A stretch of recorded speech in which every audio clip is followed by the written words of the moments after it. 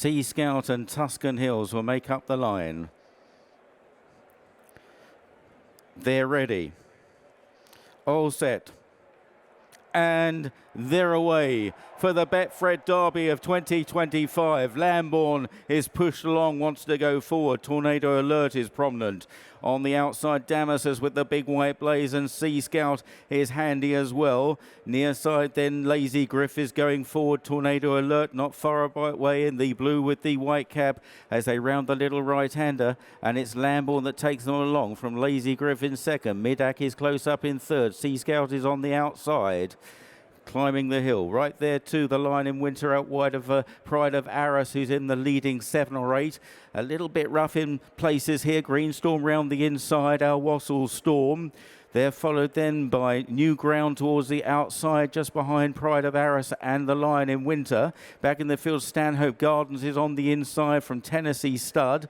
Out the back, Night Walker and Nighttime Dancer as they continue to climb. Rogue Impact towards the rear, and Delacroix is probably fourth last at the moment in the purple and white jacket worn by Ryan Moore.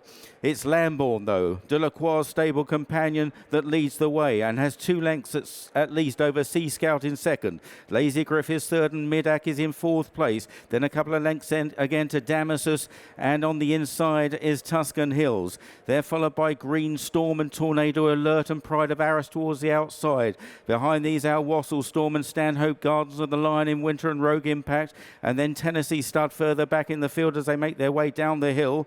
And out towards the rear of the field is New Ground, Delacroix with a lot to do at this stage. Night Walker right out the back with also Nighttime Dancer. Lambourn on the run down to Tattenham Corner. It's Lambourn that leads the way here in the hands of Wayne Lordan. 2 lengths to Sea Scout, the trial winner. They're 4 lengths clear now of Midak. And then on the inside, Lazy Griff, followed by Tuscan Hills and Damasus. And behind those, Green Storm. Lambourn trying to run the sting out of them, trying to run the legs out of his rivals here. Leads by 3 lengths. Lambourn entering the final 3 furlongs. Sea Scout, Lazy Griff. Midak back in fourth place, followed by Green Storm. Stanhope Gardens begins to run on well. Tornado Alert down the outside, and then behind these Tennessee Stud, but Lambourn has led all the way, and he's still 3 or 4 lengths clear, and he's racing home relentlessly in the Betfred Derby. Lambourn by 4 or 5 lengths out in front from Lazy Griff. Stanhope Gardens, New Ground stays on, but Lambourn is relentless and is unchallenged and strides away. Another derby for Aidan O'Brien. Lambourn wins, Lazy Griff in second, Tennessee Stud for third, New Ground down the outside of Stanhope Gardens, and then came behind those Nighttime Dancer, Tornado Alert and Green Storm.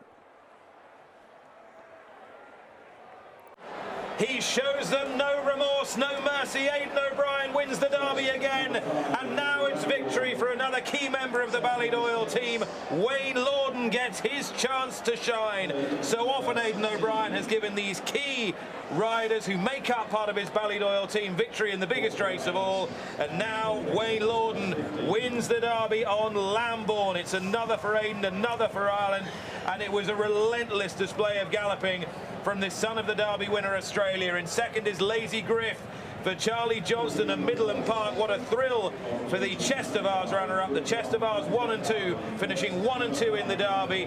And Tennessee Stud has snaked up the inside for Joseph O'Brien to finish third ahead of a massive run right down the outside from the French supplementary entry New Ground and Stanhope Gardens, who I think has just been done out of fourth in the shadow of the post. Tornado Alert was in fifth for Saeed Bin Surah, but Lambourn it is that wins the Derby. All the way, Catch Me If You Can. The front 2 up all the way. Plenty of horses were strung out. There was horses keen in behind, New Ground being one of them. He's run a marvellous race to finish fourth.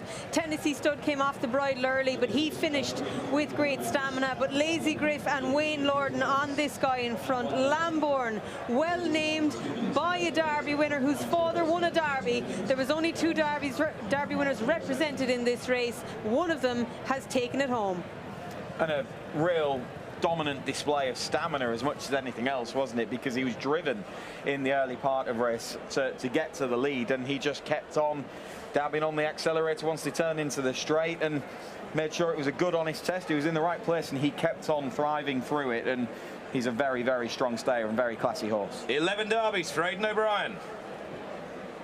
Among his top-class career successes, Wayne Lordan has won 2 1,000 guineas for Aidan O'Brien. Yesterday he came really close to winning the Oaks on Well, and today he has won the Betfred Derby on Lambourn. Many congratulations. It looked really straightforward as well, was it?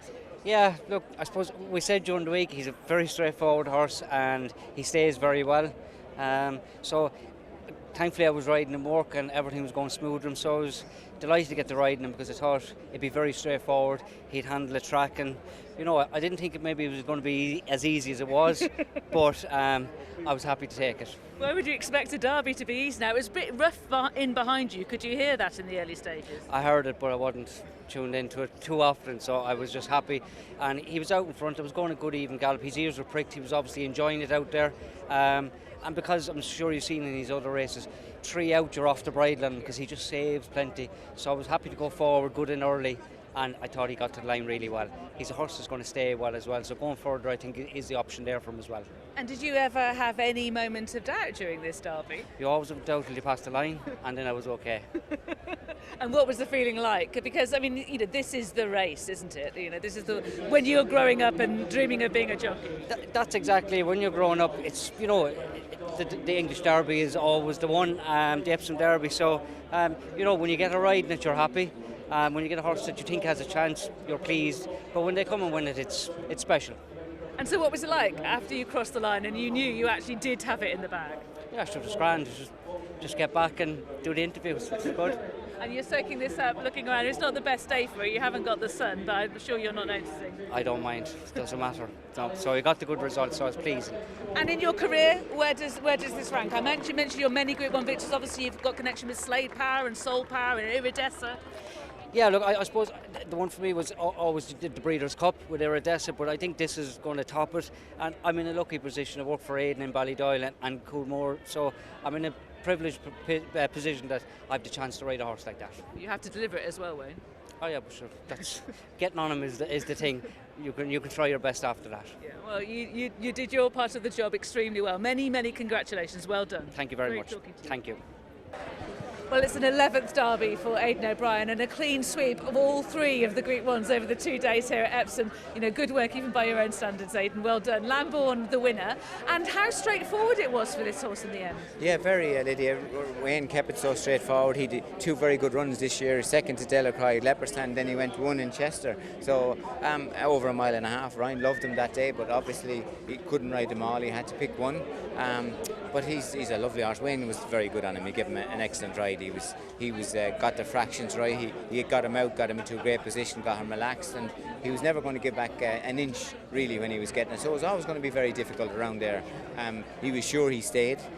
But the rhythm, I think, and his fractions were excellent. I don't know what they were, but he was never coming back for 1 minute, you know. Yeah, I haven't seen the fractions yet either, but I know you said to us earlier on in the day that Lambourn would go forward, yes. And in the end he just controlled it. He didn't really much have a rival around him, did he? And there was lots of trouble in behind. Oh, 100%. I think everyone was happy for Wayne to go, and he told everyone, and like those horses that are forward, it's good for everybody because everyone knows it's not going to be a dawdle, and like it's always a tough place to be in front, especially those big races. But Wayne got it spot on. He was the same on the filly yesterday. He gave her an absolute peach as well. He went forward, controlled, and ran back again at the line. So so delighted for him, really, Lydia. He also said that the horse is still a bit sort of lazy in front. I mean, he's obviously got quite a lot to give in there, hasn't he? Oh yeah, he saves plenty. Yeah, Donal and Derek had him in a great place. Muhammad and Dean, who ride them out, Wayne ride them in his work, so they were all very confident, very happy. Wayne, the last piece of work he rode him, he was over the moon with him. He said to me going out of parade ring, he said, this fella's on fire today, you know, so and he obviously sensed that. So listen, very uncomplicated, underrated horse, Lydia. He went to France to win his group, or his listed last year, and then he came back, and like I said, he only had the 2 runs, and Ryan loved him when he won on him in Chester. Like, it was 1.5 miles, and what Chester does, it gives them very quick feet, you know, so, and they have to have quick feet around here, and it was the 1.5 miles as well, so he showed that he did get the trip very well as well. He did. So I'm assuming, because you tend to like to support the Irish Derby quite rightly, that will be where you're going next? I think it will. The lads always make those decisions. What we always do, we see how the horse is, and then we tell them, they'll talk to Ryan, and then they'll make a decision, and then we'll go with that. That's the way it is always done. So obviously the Irish Derby is a very important race. It's a great race, it's on a great track, and that's what we always love to do. But the lads will make that decision, I suppose, see how he comes out, but obviously in an ideal world wouldn't it be great, you know, so so looking forward to it. And in your mind's eye, do you see this is the kind of horse that could go onto the St Leger? I'd say so. Well, he will stay very well. Obviously he has loads of class, even though that he does stay very well. Like, we saw what he did the first day in the Ballysacks, and then we saw what he did in Chester the last day. So even though he stays very well and he's relaxed, he has loads of class. So I'd imagine looking at him he will get further, but that's up to the lads whether they decide to go that way, but very possible. You have to be a classy horse to win the St Leger. I mean, look at Leon Bruegel yesterday. Listen, 100% Lydia. We see it day in, day out. Jan Bruegel yesterday, and we see it continues the year before, or a couple of years before, but it's a tough race.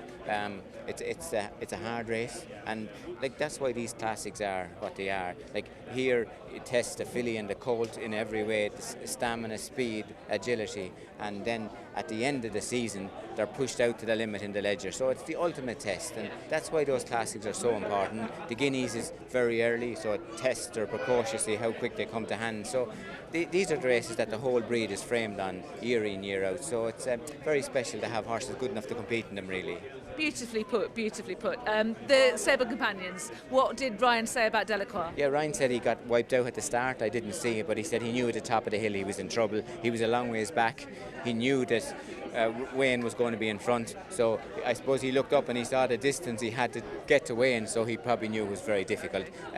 Colin said the same. He said at the top of the hill he said he knew he was in trouble. Wayne was out there and he wasn't coming back, so maybe with Colin it might be a combination of the ground, the track, the quick build up. It might have all happened maybe a little bit too quick, maybe, but we'll see. But he probably, Colin's horse might drop back and trip, and maybe Ryan's horse might do that as well. So yeah, we'll see. Okay. And finally, I mentioned the clean sweep of Group 1s. You've got to be very proud of that. Yes, I'm so delighted for everyone, Lydia. Really, the lads put in so much day in, day out. So I'm so delighted for them, and they relentlessly do it every year. Then all the people that work with the horses every day, they're the people that make it happen, and for us to be involved and working with the people for the people, it's a real privilege. So, but it's all the people that make it happen, and we feel so honoured really to be the small part that we are really. Well, congratulations on a great team effort. Well done. Yeah, thanks, Lydia. Appreciate it.